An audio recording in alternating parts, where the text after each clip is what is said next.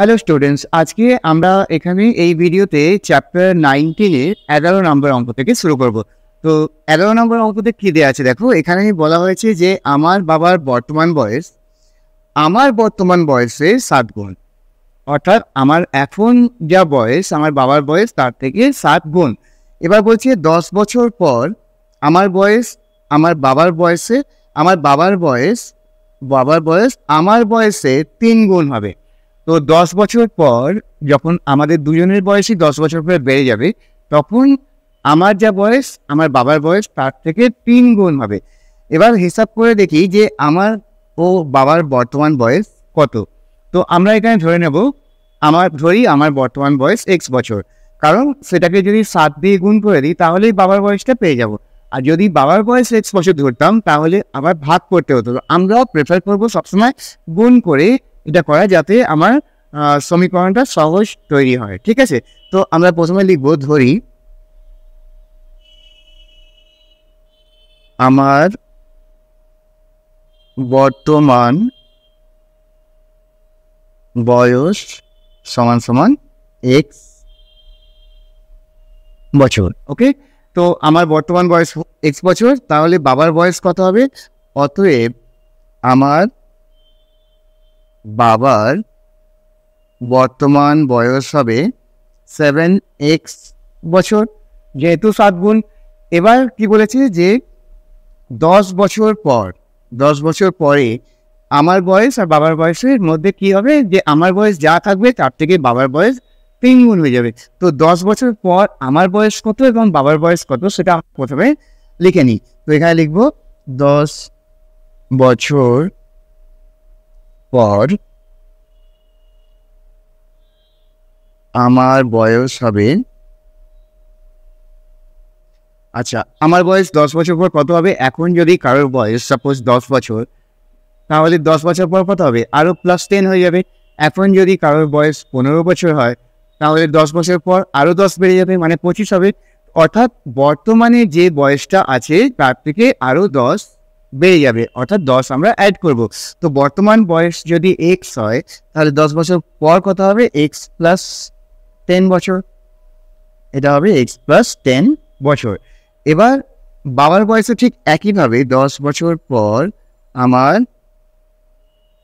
বাবার বয়স হবে, এখন আছে 7x, আর 10 বছর পর হয়ে যাবে 7x + 10 বছর। ক্লিয়ার? তো 10 বছর পর দুজনের বয়সই 10 বছর করে বেড়ে যাবে। এবার কি বলেছে যে এই 10 বছর পর +10 হওয়ার পর বলেছে যে আমার বয়স, এখানে দেখো 10 বছর পর বাবার বয়স আমার বয়সে 3 গুণ হবে। তাহলে প্রথমে আমরা দুদিকে দুটো লিখে ফেলি। আমার বয়সটা হচ্ছে প্রশ্নানুসারে, এখানে লিখবো আমরা প্রশ্নানুসারে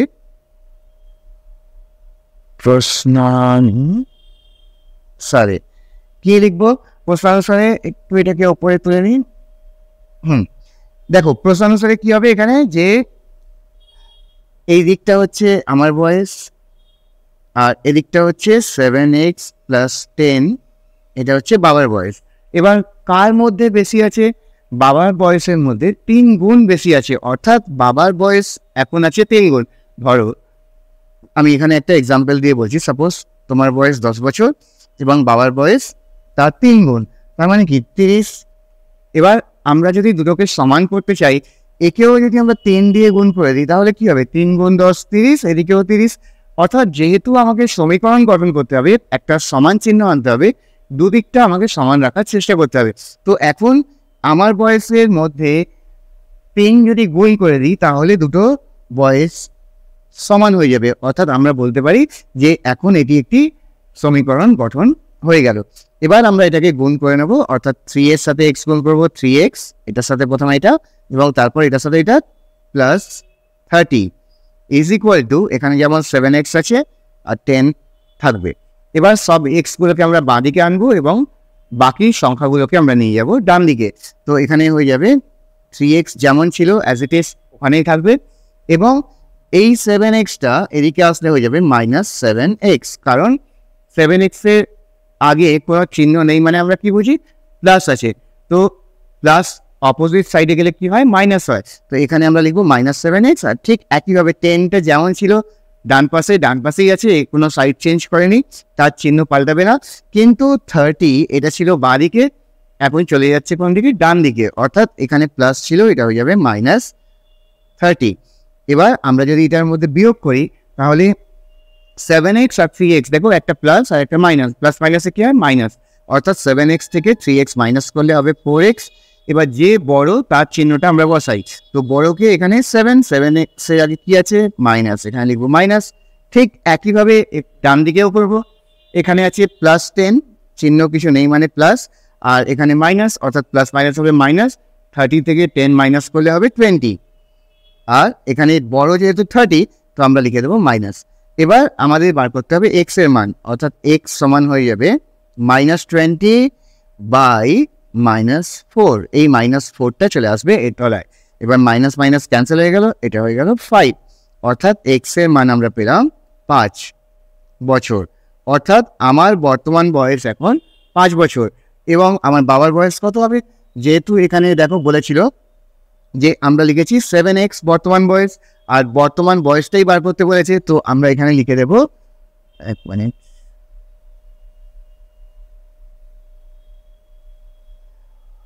অতএব 7x সমান 5 × 7, বা এটাকে এরকম না, 7টা 7 থাকবে আর x এর জায়গায় লিখবো 5, অর্থাৎ 5 × 7 = 35 বছর।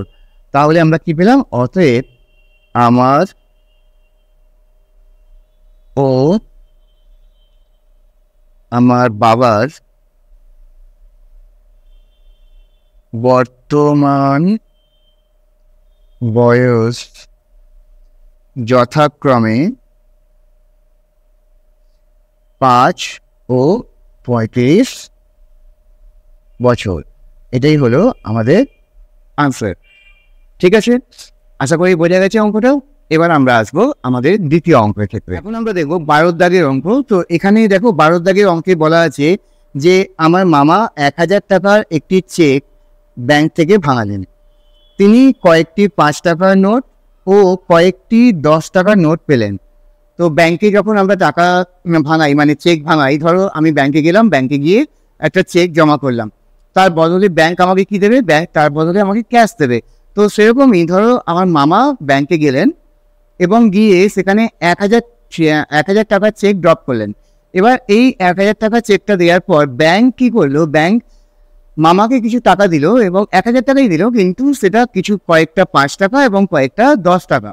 ওকে, এবার বলছি যে তিনি মোট, মামা যদি মোট 137টি নোট পেয়ে থাকেন, অর্থাৎ 5 টাকার নোট এবং 10 টাকার নোট মিলিয়ে তিনি মোট যে নোট পেলেন তার সংখ্যা হচ্ছে 137টি। তাহলে তিনি কতগুলি 5 টাকার নোট পেলেন সেটা আমাদেরকে বার করতে হবে। তো আমরা এখানে প্রথমে ধরে নেব যে যেটা বার করতে দেবে তাকে আমরা ধরবো x, অর্থাৎ এখানে 5 টাকার নোটটা বার করতে বলেছে, আমরা এখানে লিখবো, ধরি তিনি x দিন 5 টাকার নোট পেলেন। ওকে, তো x3 নোট পেয়েছেন 5 টাকার। এবার দেখো মোট নোট যদি 137টা হয়, 137টি মোট নোট পেয়েছেন, তার মধ্যে কিছু 5 টাকা আছে, কিছু 10 টাকা আছে। তো যদি আমি জানি, সাপোজ একটা এক্সাম্পল দিয়ে বলছি, সাপোজ ব্যাংক মামাকে দিল 20টা নোট, ধরে নিচ্ছি আমি ফর এক্সাম্পল, এটা হচ্ছে 20টা নোট পেয়েছে।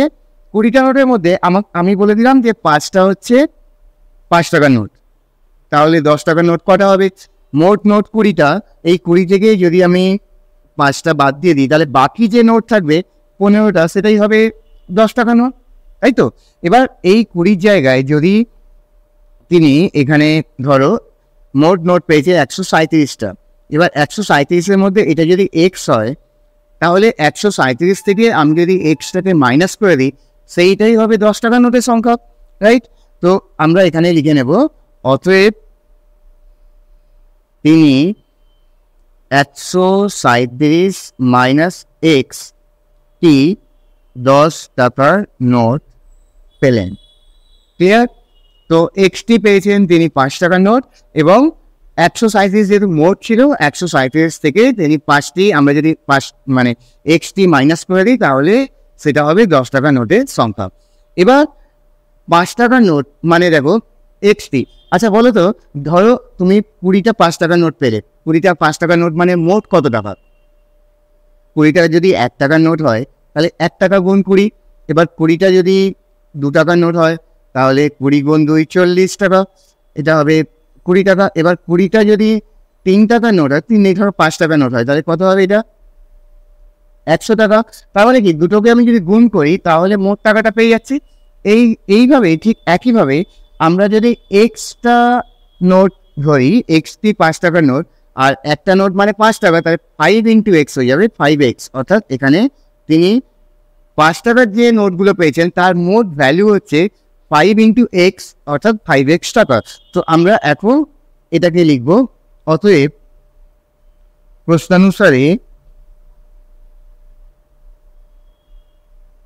প্রশ্নানুসারে কি হবে? এই এক্সটা নোট পেয়েছে ক টাকা করে? 5 টাকা করে, অর্থাৎ 5x টাকা। আর এই এতগুলো নোট পেয়েছে 10 টাকার, অর্থাৎ আমরা যদি বলি যে এইটা 137 মাইনাস এক্স ইন্টু 10, এই টাকাটা হচ্ছে 10 টাকা হিসাব করলে হয়, আর এটা হচ্ছে 5 টাকা, অর্থাৎ মোট টাকা তিনি এই দুটো মিলিয়ে পেয়েছেন। এই দুটো মিলিয়ে কী হবে? মোট টাকা। এবার মোট টাকাটা তো অলরেডি বলা আছে, তো আমরা এর সাথে সমান করতে পারি এই 1000 টাকা, কারণ 1000 টাকাই হচ্ছে মোট টাকা। তো যে টাকাগুলো পেয়েছে 5x প্লাস 130, এটা 173 লিখে দিয়েছি ভুল করে, এটা হবে 137। ওকে, এখন আমরা একটা সমীকরণ পেয়ে গেলাম যেটা 5x plus 137 minus x into 10 is equal to 1000।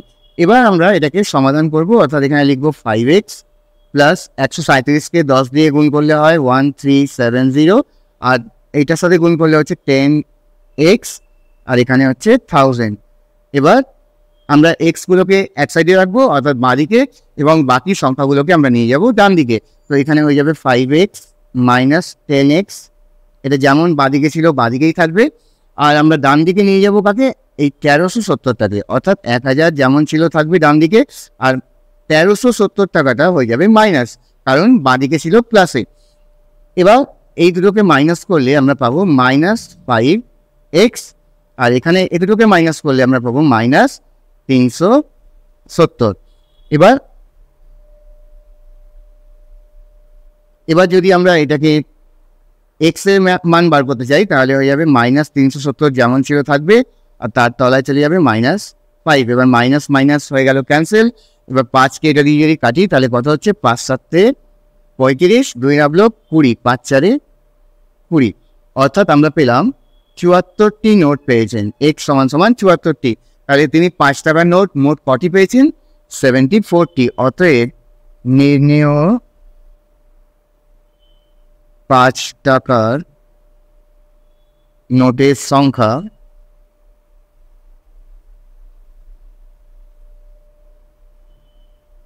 74টি। এটা হয়ে গেল আমাদের উত্তর। ঠিক আছে, তো চলো এবার দেখা যাক তারপরের অঙ্ক, অর্থাৎ এবার আমরা করব 13 দাগের অঙ্ক। তো এবার আমরা দেখব 13 দাগের অঙ্ক। দেখো এই অঙ্কতে কি বলা আছে, এখানে বলা হয়েছে যে আমাদের গ্রামের সালেম চাচা সরকারি চাকরি থেকে অবসর নেয়ার পর তার সঞ্চয়ের 1/2 অংশ দিয়ে একটি বাড়ি তৈরি করেন, বাড়ি কেনেন। অর্থাৎ সালেম চাচা রিটায়ারমেন্টের পর যে টাকাটা পান তার সঞ্চয়ের যে টাকা ছিল তার থেকে অর্ধেক, 1/2 অংশ মানে কি অর্ধেক, এই অর্ধেক টাকা দিয়ে তিনি একটি বাড়ি ক্রয় করেন, বাড়ি কেনেন। এবং হঠাৎ বিপদে পড়ে তিনি বাড়িটি বিক্রি করে কেনা দামের থেকে 5% বেশি পান। তো যে দামে তিনি বাড়িটা কিনেছিলেন তার থেকে 5% বেশি দামে বাড়িটা বিক্রি করে দেন। আবার বলেছে যে যদি তিনি বাড়িটি 3450 টাকা বেশি দামে বিক্রি করতেন, মানে যা দামে তিনি বিক্রি করে 5% লাভ করেছেন তার থেকে যদি 3450 টাকা বাড়িয়ে বিক্রি করতেন তাহলে তার কেনা দামের ওপর 8% বেশি, তিনি 8% বেশি পেতেন। অর্থাৎ তখন তার লাভের পরিমাণটা 5 থেকে হতো 8%, তো বেশি লাভ করতেন। এখানে আমাদের জানতে চাইছি যে সালেম চাচা কত টাকায় বাড়িটি কিনেছিলেন এবং তার সঞ্চয় কত ছিল সেটা লিখি। তো আমরা ধরে নেব, প্রথমে ধরি তার সঞ্চয়ের পরিমাণ, সঞ্চয় সমান সমান এক্স টাকা। তো তিনি এক্স টাকা পেয়েছিলেন রিটায়ার করে। এবার বাড়ি কিনেন, অর্থাৎ লিখব অতএব বাড়ির মূল্য, বাড়ির মূল্য মানে ক্রয় মূল্য, ক্রয় মূল্য হচ্ছে এক্স গুণ 1/2 টাকা বা x/2 টাকা। যখনই অংশ দেওয়া থাকে আমরা মোট টাকার সাথে সেটা গুণ করে দিই। তো যেহেতু 1/2 অংশ বলেছে এখানে, সঞ্চয়ের 1/2 অংশ, সঞ্চয় যদি এক্স টাকা হয় তাহলে তার বাড়ির দাম হবে এক্স গুণ 1/2 অর্থাৎ x/2 টাকা। এবার হঠাৎ বিপদে পড়ে তিনি বাড়িটি বিক্রি করেন এবং 5% বেশি পান। এবার দেখো, যদি কোনো টাকার উপর 5% বেশি পায় তাহলে সেটা কত হবে? আমরা লিখব অতএব বাড়িটির, না প্রথমে লিখি বাড়িটি 5%, বাড়িটি 5% লাভে বিক্রি করায়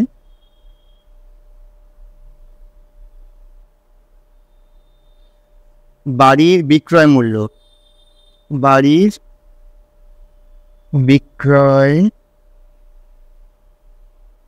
মূল্য সমান সমান কত হবে? ক্রয় মূল্য যেটা ছিল x/2, তার সাথে যেহেতু বেশিতে বিক্রি করেছে, কত বেশি? 5%, তাহলে আমরা লিখবো 105/100 এই টাকা। ঠিক আছে, অর্থাৎ এটাকে যদি কাটাকুটি করি তাহলে এখান থেকে 105 মানে 21, 5 আর 20, 5 100, অর্থাৎ আমরা পাচ্ছি 21x/40 টাকা। অর্থাৎ আমরা এখানে পেলাম যে তার বাড়িতে বিক্রি করে তিনি মোট 21x/40 টাকা পান। একটা দিক ক্লিয়ার হয়ে গেল। এবার বলছে যে যদি তিনি 3450 টাকা বেশি দামে বিক্রি করতেন, মানে যে দামে বিক্রি করেছেন তার থেকে যদি 3450 টাকা, অর্থাৎ এই দামে বিক্রি করেছে, আর যদি সে 3450 টাকা বেশি দামে বাড়িতে বিক্রি করত তাহলে তার লাভ হতো 8%, অর্থাৎ তিনি 8% বেশি টাকা পেতেন। তো এখানে আগে এটা বার করে নিই, 8% মানে কত টাকা? যদি 3450 টাকা বেশি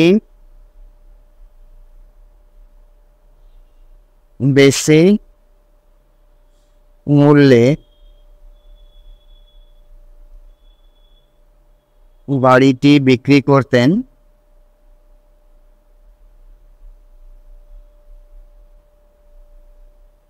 অতএব বিক্রয় মূল্য কত হতো? বিক্রয় মূল্য হতো, ক্রয় মূল্যের উপর তখন 8%, যেহেতু এখানে বলেছে 8% বেশি টাকা পেতেন, তো ক্রয় মূল্য তো আমার সেম, ক্রয় মূল্য কত ছিল? x/2 টাকা, এই টাকাটা। এবার এই x/2 তখন হয়ে যাবে 108/100, কারণ তখন তিনি আর 5% নয়, এখন 8% লাভে এটা বিক্রি করছেন। তো এটাকে কাটলে কত হচ্ছে? 54 দুগুণে 108 আর 50 দুগুণে 100, আর আবার কাটতে পারি 27 দুগুণে 54, 25 দুগুণে 50, অর্থাৎ আমরা পাচ্ছি উপরে 27x আর নিচে পাচ্ছি 25 দুগুণে 50 এত টাকা। ওকে, এরপর তো প্রথমে তিনি বাড়িটি বিক্রি করেছিলেন কত টাকায়? 21x, অর্থাৎ এবার লিখবো প্রশ্নানুসারে, এবার দেখো একটু ভালোভাবে লক্ষ্য করো, প্রশ্নানুসারে আগে বিক্রি করেছিল 21x/40 টাকায়, এবার এখন বিক্রি করেছে, মানে 8% যদি বেশি পেত তাহলে 27x/50, তার মানে এর মধ্যে কত বেশি আছে? কত টাকা বেশিতে বিক্রি করলে এটা পেত? 3450 টাকা। এই যে 3450 টাকাটা দেখতে পাচ্ছি, বলছে আগে যা মূল্যে বিক্রি করেছে তার থেকে যদি 3450 টাকা বাড়িয়ে দিত তাহলে এই টাকাটা পেত। অর্থাৎ আমরা এটা বুঝতে পারছি যে এই 27x/50 এর মধ্যে 3450 টাকা বেশি আছে, কারণ তিনি এই টাকাটা এর মধ্যে বেশি পেয়েছেন।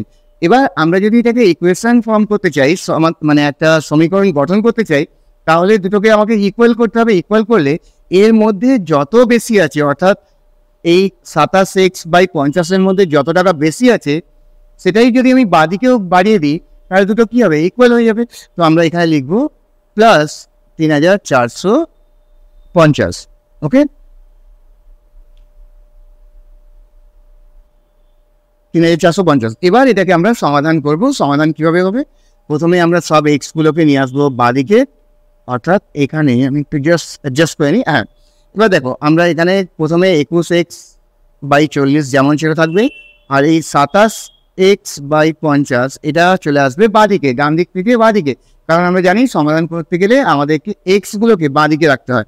আর এই যে 3450 টাকা এটা চলে যাবে ডান দিকে, এবং এটা হয়ে যাবে মাইনাস, এটাকে আমরা লিখবো মাইনাস দিয়ে। ওকে, এবার এই দুটোকে লসাগু করবো। 40 আর 50 লসাগু কত হয়, 40 আর 50 লসাগু করবো, এখানে 2 দিয়ে যাবে 20, এটা হবে 25, আবার 5 দিয়ে যাবে, 5 4 20, 5 5 25, তাহলে কত পেলাম, আর যাবে না তো, 5 4 20, 20 5 100, 100 2 200, তাহলে আমরা লসাগু পেলাম 200। এই 200টা লিখবো নিচে। এবার 40কে কত, মানে 200কে 40 দিয়ে ভাগ করলে কত পাওয়া যায়, 40 5 200, তাহলে 5কে 21 দিয়ে গুণ করতে হবে, 5 1 5, 5 2 10, 105x, আর এখানে 50 4 200, তো 4কে আমরা গুণ করবো 27 দিয়ে, 27 গুণ 4, 4 7 28, 7 2, 4 2 8 10, 108, আর এদিকে হয়ে যাবে 3450। ওকে, এবার এটা x থাকবে।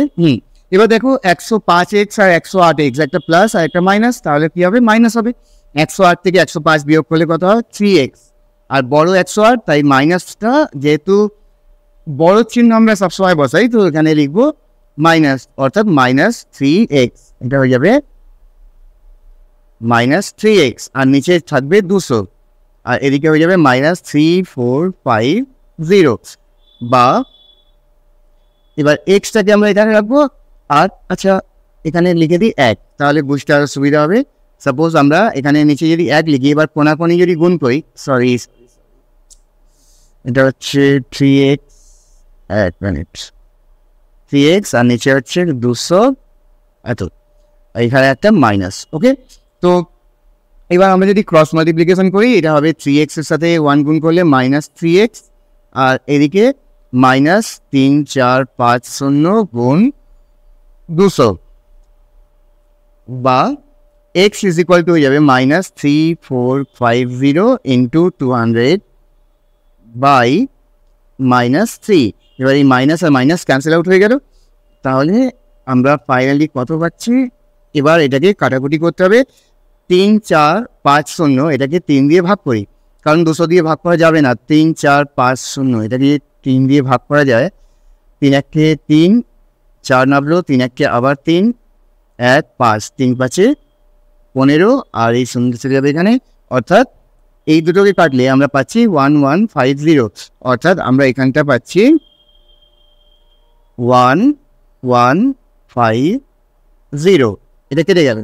এবার 1150কে 200 দিয়ে মাল্টিপ্লাই করে দিতে হবে, তো আমরা এবার 200 দিয়ে যদি মাল্টিপ্লাই করে দিই, 1150কে 2 দিয়ে মাল্টিপ্লাই করি, 200, 5 into 2 10, 1 2 1 2 plus 1 3, আর 2, তাহলে হচ্ছে 2300, আর এখানে আরো দুটো শূন্য থাকবে, অর্থাৎ আমরা লিখবো এখন 2300, আর আরো দুটো জিরো, কারণ 2 এর সাথে গুণ করেছিলাম, 200 সাথে করে নিই, তো 200 যে দুটো শূন্য ওটাও বসিয়ে দেবো, অর্থাৎ তিনি 2,30,000 টাকা পেয়েছিলেন। তিনি রিটায়ারমেন্টের পর কত টাকা পেয়েছিলেন, 2,30,000 টাকা, এবং তিনি বাড়িটি কত দামে কিনেছিলেন, অতএব তার সঞ্চয়ের পরিমাণ, এগুলো সব ডিলিট করে দিই, জাস্ট 1 মিনিট দাঁড়াও। অতএব তার সঞ্চয়ের পরিমাণ সমান 2,300,000 এত টাকা, এবং তার বাড়ির মূল্য ছিল, বাড়ির ক্রয় মূল্য মানে যে দামে তিনি বাড়িটি কিনেছিলেন সেটা হবে 2,3,0,0,0,0 গুণ 1/2। যেহেতু 1/2 অংশ দিয়ে বাড়িটি কিনেছিলেন, 2 দিয়ে ভাগ করতে হবে। 2 1 আবার 1 গেল, 2 1 2, এখানে 1 নামলো 10, 5 দুগুণে 10, আর এই 3টে শূন্য বসে গেল এখানে। অর্থাৎ তিনি বাড়িটি কিনেছিলেন 1,15,000 টাকা। এটা হলো আমাদের দুটো উত্তর, একটা এটা আর একটা এটা। আশা করি বোঝা গেছে। যদি কোথাও তোমাদের ডাউট থাকে, কোনো প্রবলেম থাকে, কমেন্টসে লিখে পাঠাবে, আমি তার উত্তর অবশ্যই তোমাদেরকে আবার দেব। এবার আমরা আসবো, তো এবার আমরা দেখবো 14 দাগের অঙ্ক। দেখো 14 দাগের অঙ্ক কি বলা আছে এখানে। বলা আছে যে গোপালপুর গ্রামের আশ্রয় শিবিরে আশ্রয় প্রার্থীদের জন্য 20 দিনের খাবার মজুদ ছিল। তো একটা আশ্রয় শিবির আছে, আশ্রয় শিবিরের মধ্যে 20 দিনের খাবার রাখা আছে। এবার 7 দিন পর আরও 100 জন আশ্রয় প্রার্থী সেই শিবিরে এসে আশ্রয় এলো। তো কোনো কারণে আরও 100 জন ওখানে চলে এলো, এবং আগে যে খাবারটা 20 দিন চলতো, এখন সেটা চলবে 11 দিনের মাথায় সব শেষ হয়ে যাবে। অর্থাৎ আগে ধরো কিছু লোক ছিল, কত লোক আমি জানি না, বলেছে প্রথমে কতজন আশ্রয় প্রার্থী ছিল, এটা আমাদের বার করতে হবে। ধরে নিচ্ছি প্রথমে কিছুজন আশ্রয় প্রার্থী সেই আশ্রয় শিবিরে ছিল। এবার যা খাবার ওখানে মজুদ আছে, অর্থাৎ যা খাবার ওখানে রাখা আছে, সেটা দিয়ে সেই মানুষদের 20 দিনের প্রয়োজন মিটে যাবে। অর্থাৎ 20 দিন তারা ভালোভাবে খেয়ে বেঁচে থাকতে পারবে। কিন্তু এইভাবে 7 দিন যাওয়ার পর, আর 7 দিন তো তারা এইভাবেই চালিয়েছে, 7 দিন যাওয়ার পর ওখানে আরও 100 জন এসে উপস্থিত হলো। এবার 100 জন যদি বেশি লোক এসে যায়, তাহলে কী হবে? সেই দিনটা কমে যাবে, খাবার তাড়াতাড়ি শেষ হবে। সেই খাবারটা 11 দিনের মাথায় শেষ হয়ে গেল। আগে যতদিন চলতো, এখন মাত্র 11 দিনেই খাবারটা শেষ হয়ে গেল। তাহলে আমাদেরকে বার করতে হবে যে আগে ওই শিবিরে কতজন আশ্রয় প্রার্থী ছিল। তো আমরা এখানে লিখব, ধরি প্রথমে আশ্রয়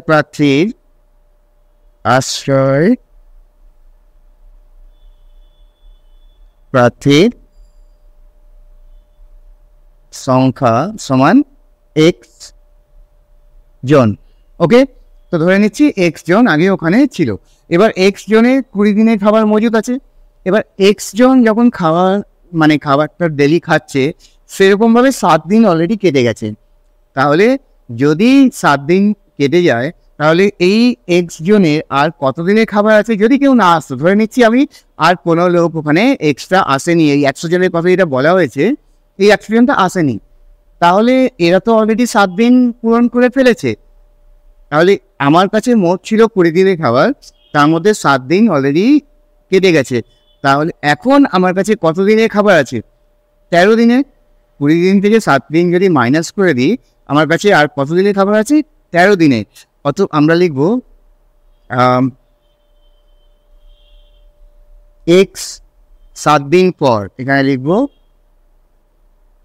7 দিন পর x জনের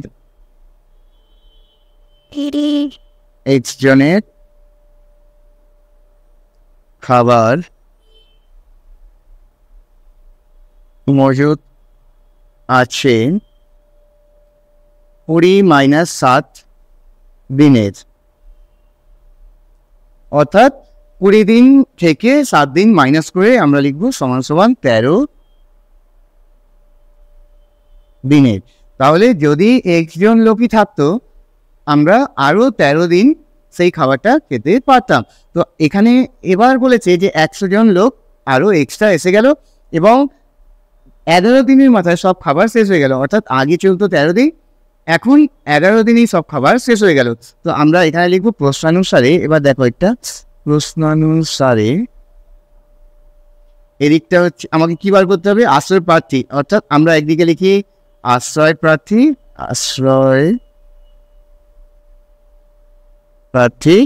এটা হচ্ছে সংখ্যা, আর এটা হচ্ছে সময়, অর্থাৎ এটা হচ্ছে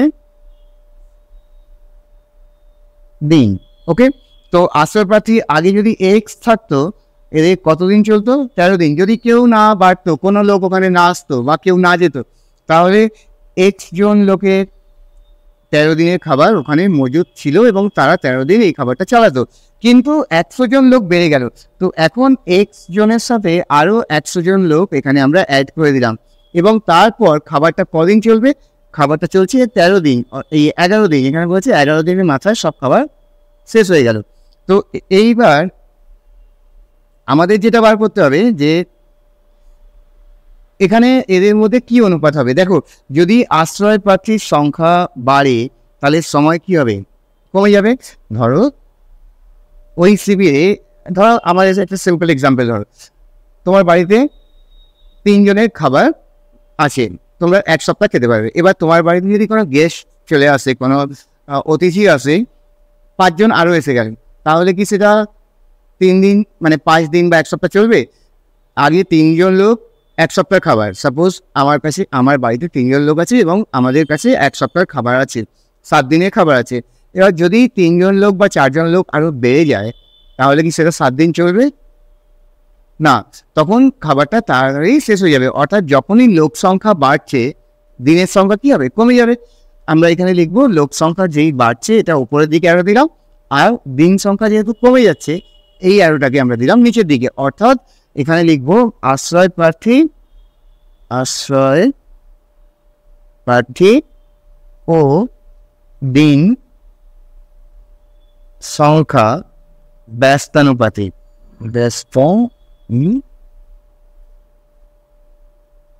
বা ব্যস্ত সম্পর্কযুক্ত, যেটা খুশি তোমরা লিখতে পারো। তো ব্যস্ত সম্পর্কযুক্ত। এবার ব্যস্ত সম্পর্ক হলে কি হয়? আমি যদি প্রথমটাকে এইভাবে লিখি, এক্স বাই এক্স প্লাস 100, প্রথমে এটাকে নিই, তারপর এদিকে এটাকে নিই, তাহলে উল্টো দিকেরটা কি হবে? আগে নিচেরটাকে নেব, তারপরে উপরেরটাকে নেব। অর্থাৎ এখানে লিখবো 11/13। মনে রাখতে হবে ব্যস্ত সম্পর্কে আমরা প্রথমের লাইনটা, অর্থাৎ এই দিকেরটাকে যদি আমরা, এই পাশেরটাকে আমরা যদি ওপর থেকে নিচে লিখি, ডান দিকেরটাকে নিচে থেকে উপরে লিখতে হবে, বা আমরা যদি বাঁ দিকেরটাকে নিচে থেকে উপরে লিখি, ওটাকে ওপর থেকে নিচের দিকে লিখতে হবে। এবার আমরা এটাকে ক্রস মাল্টিপ্লিকেশন করব, অর্থাৎ এই দিকটা হয়ে যাবে 13x, এখানে হয়ে যাবে 13x, আর এদিকে হবে 11 × x প্লাস 100, বা এটা হয়ে যাবে 13xটা 13x থাকবে সমান, এটা 11x প্লাস 11কে 100 দিয়ে গুণ করলে 1100। এবার 13x মাইনাস 11x সমান 1100, বা এটা হবে 2x সমান 1100, বা x সমান 1100/2, বা এটা হবে 550। অর্থাৎ সেই আশ্রয় শিবিরে প্রথমে 550 জন লোক ছিল এবং তারপরে 100 জন লোক ওখানে এসে উপস্থিত হয়েছে। তো আমাদের উত্তর হচ্ছে, অতএব নির্ণেয় আশ্রয় প্রার্থীর সংখ্যা